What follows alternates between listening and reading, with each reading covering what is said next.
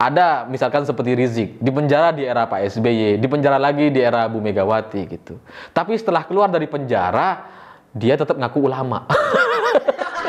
Padahal narapidana. Nah sama nih, seperti koruptor Andi Malarangeng ini gitu ya. Dia sudah dihukum di penjara, tiba-tiba keluar menjadi politisi yang seolah-olah dia lebih baik dari yang lain.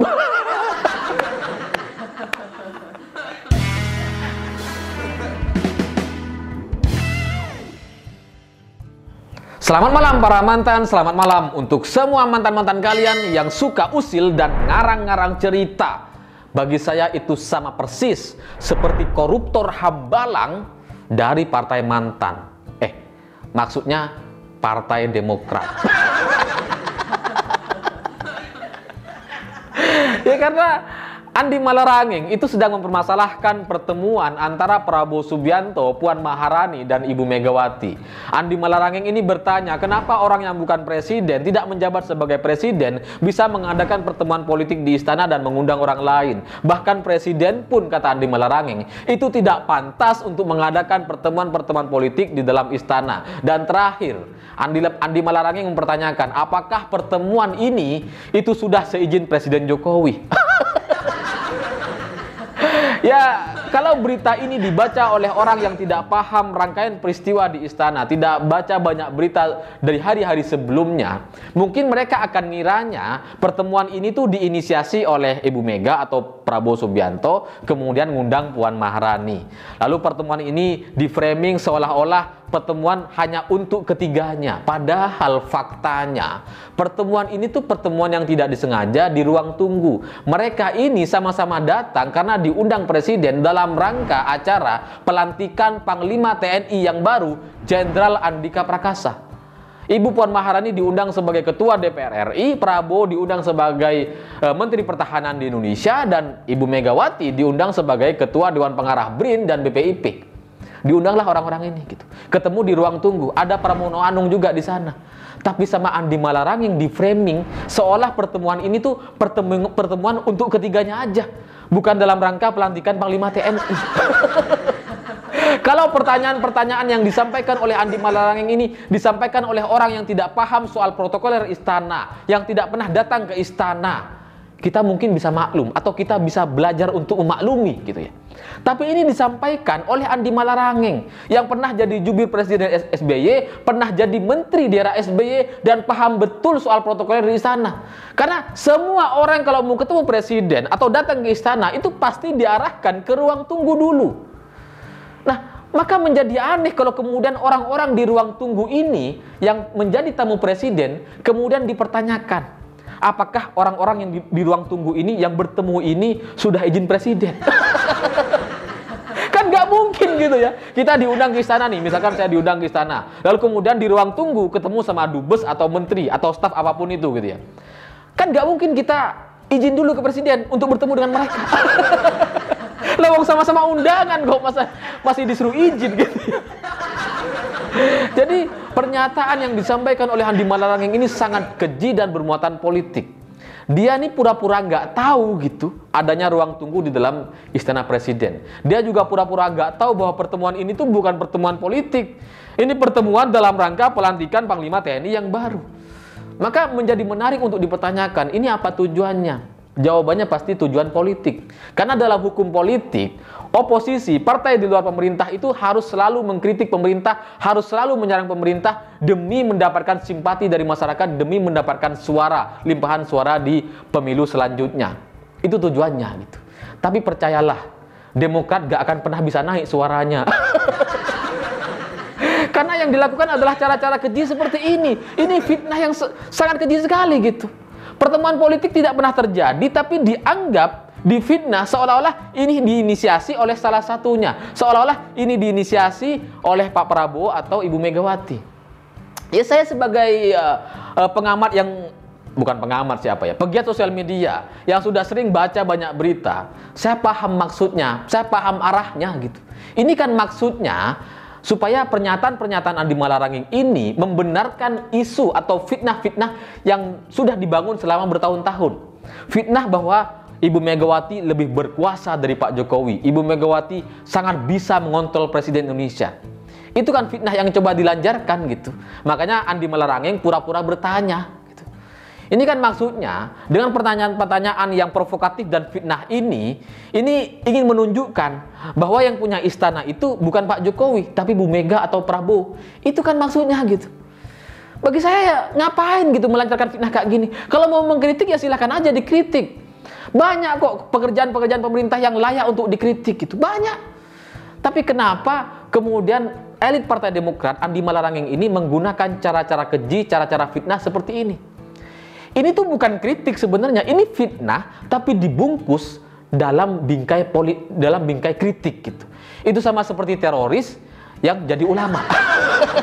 Padahal teroris isinya sama nih kayak Andi Malarangeng gitu. Dan yang lebih menjengkelkan lagi adalah Andi Malarangeng ini membanding-bandingkan antara Pak SBY dengan Pak Jokowi. Bagi saya ini menjengkelkan sekali gitu. Karena untuk dibandingkan itu kan harusnya ya yang sebanding gitu. Nah, SBY dengan Jokowi nggak sebanding. Ngapain dibandingkan? Ini kan gila banget gitu. Misalkan Andi Malarangeng mengklaim bahwa di era Pak SBY pertemuan-pertemuan politik itu selalu dilakukan di Cikeas katanya. Ya tahulah kita gitu bahwa Pak SBY dulu ketika jadi presiden emang sering di Cikeas. Tapi itu bukan cuma pertemuan-pertemuan politik, bahkan pengumuman menteri pun itu dilakukan di Cikeas. Rapat-rapat dengan menteri yang lain dilakukan di Cikeas. Bahkan SBY sebagai presiden pernah mengumumkan sedang berkantor di Cikeas. Makanya rakyat kita, terutama loyalis Anas Urbaningrum, itu bingung dengan SBY gitu. SBY ini presiden atau lurah Cikeas. Makanya loyalis Anas sampai sekarang itu kalau nyebut Pak SBY lurah. Bukan presiden. Dan memang waktu itu posisi SBY itu kan memang membingungkan. Dia itu sebagai presiden katanya dipilih dalam pemilu, tapi dia juga ketua umum Partai Demokrat. Maka orang-orang yang diundang oleh Pak SBY itu selalu bingung. Ini tuh Pak SBY ngundang sebagai presiden atau sebagai ketua umum partai. Ketika ini dilakukan di Cikeas, pertemuan-pertemuan politik dengan koalisi partai pemerintahan gitu ya. Ya itu mungkin maksudnya sebagai ketua umum partai. Tapi ketika Pak SBY datang ke istana, itu juga jadi membingungkan. Dia ini sebagai presiden atau ketua umum partai. Bingung gitu. Beda sama Pak Jokowi. Kalau Pak Jokowi jelas dia bukan ketua umum partai, dan ketika ada undangan kepada ketua partai-partai politik di Indonesia datang ke istana, yaitu karena posisinya jelas, posisi Presiden Jokowi mengundang ketua umum partai. Apakah boleh? Ya boleh lah. Lawan ngundang saya aja boleh, masa ngundang ketua umum partai nggak boleh? Aneh-aneh aja gitu. Tapi framing-framing yang coba dimainkan oleh Andi Malarangeng ini ya sangat lihai lah, sangat keji gitu ya. Ya gimana gitu, mantan koruptor kok nggak keji? Dan memang di Demokrat itu kan berbeda dengan Pak Jokowi. Kalau Pak Jokowi kan sebagai presiden, ketemu sama Kaisang, sama anak-anaknya, sama cucu-cucunya, ya sebagai kapasitasnya sebagai presiden dengan anak-anaknya. Tapi kalau Pak SBY sekarang ketemu sama anak-anaknya, itu juga membingungkan posisinya. Ini pertemuan antara anak dengan orang tuanya atau pertemuan majelis tertinggi partai dengan pengurus partainya. Karena kan majelis tertinggi partainya Pak SBY, ketua partainya AHY, wakilnya Ibas, kan bingung kita gitu. Di ruang makan, di ruang meja keluarga gitu. Bisa jadi mereka mengklaim bahwa itu pertemuan tertinggi partai. Atau mereka dengan bebasnya mengklaim, oh kami sudah selalu berkomunikasi dengan majelis tertinggi partai. Ya iyalah lawang bapak kamu kok. Jadi nggak bisa, sangat tidak bisa dibandingkan antara Pak Jokowi dengan Pak SBY karena nggak sebanding. Perbandingan itu harus sebanding. Kalau saya dibandingkan dengan orang terkaya di Indonesia nomor 1 sekarang Pak Hartono gitu ya, bos Jarum gitu, itu kan nggak sebanding gitu. Ngapain dibandingkan? Hanya orang gila yang membanding-bandingkan yang nggak sebanding. Dan lebih gila lagi apa? Yang membandingkan ini adalah koruptor. Saya sebagai warga Indonesia tidak pernah terpikir dalam benak saya ada koruptor yang sudah dipenjara lalu setelah keluar bisa berkuar-kuar mengkritik Presiden Indonesia. Saya tidak pernah terpikirkan ini gitu. Karena itu ibaratnya Maria Ozawa mengkritik Ibu Risma. Aneh gitu. Kalian ini kan mantan koruptor loh. Mestinya ya diem aja gitu. Lihat tuh koruptor-koruptor yang lain sudah ditangkap dan setelah keluar penjara, ya diem mereka gitu. Ya usaha, ya kerja apa kayak gitu. Terserahlah. Ini Andi Malarangeng menjadi majelis tertinggi Partai Demokrat dan berani-beraninya ngeritik Presiden Jokowi. Bagaimana mungkin pendosa mengkritik orang yang sedang bekerja? Aneh gitu. Tapi ya mungkin karena memang dia sudah telanjur malu gitu ya. Dia kan sudah koruptor nih, telanjur malu gitu. Orang semua Indonesia juga tahu bahwa dia pendosa koruptor nih. Ya sekalian aja dia mengkritik Presiden Jokowi. Tanpa rasa malu sekalipun. Ini kejadian lagi gitu. Karena di kalangan ulama gitu ya, ulama-ulamaan gitu kan. Ada misalkan seperti Rizik, dipenjara di era Pak SBY, dipenjara lagi di era Bu Megawati gitu. Tapi setelah keluar dari penjara, dia tetap ngaku ulama. Padahal narapidana. Nah sama nih, seperti koruptor Andi Malarangeng ini gitu ya. Dia sudah dihukum di penjara, tiba-tiba keluar menjadi politisi yang seolah-olah dia lebih baik dari yang lain.